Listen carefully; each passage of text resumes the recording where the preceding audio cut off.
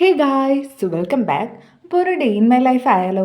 അപ്പോൾ രാവിലെ തന്നെ ഞാനും അമ്മയും കൂടി ഒരു ഗൃഹപ്രവേശത്തിന് പോവുകയാണ്.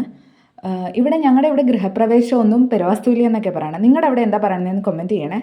ഇതാ ഗൃഹപ്രവേശം നടന്ന വീടല്ല, അതിൻ്റെ അപ്പുറത്തെ വീടാണ്. കാരണം എന്താണെന്ന് വെച്ചാൽ അവിടെ ഭയങ്കര തിരക്കായതുകൊണ്ട് വീഡിയോസ് ഒന്നും എടുക്കാൻ പറ്റിയില്ല. ഈ ബ്യൂട്ടിഫുൾ പെയിൻറ്റിങ്സ് ആ വീട്ടിലുള്ള കുട്ടി വരച്ചാണ് കേട്ടോ. പിന്നെ എൻ്റെ അമ്മ എന്നെക്കാട്ടും വലിയ ഇൻട്രോവേർട്ടാവും ചില ടൈമിൽ. അപ്പോൾ അതുകൊണ്ടും കൂടിയാണ് എനിക്ക് വീഡിയോസ് എടുക്കാൻ പറ്റുക. പിന്നെ അത് കഴിഞ്ഞ് ഞങ്ങൾ ഫുഡൊക്കെ കഴിച്ചു.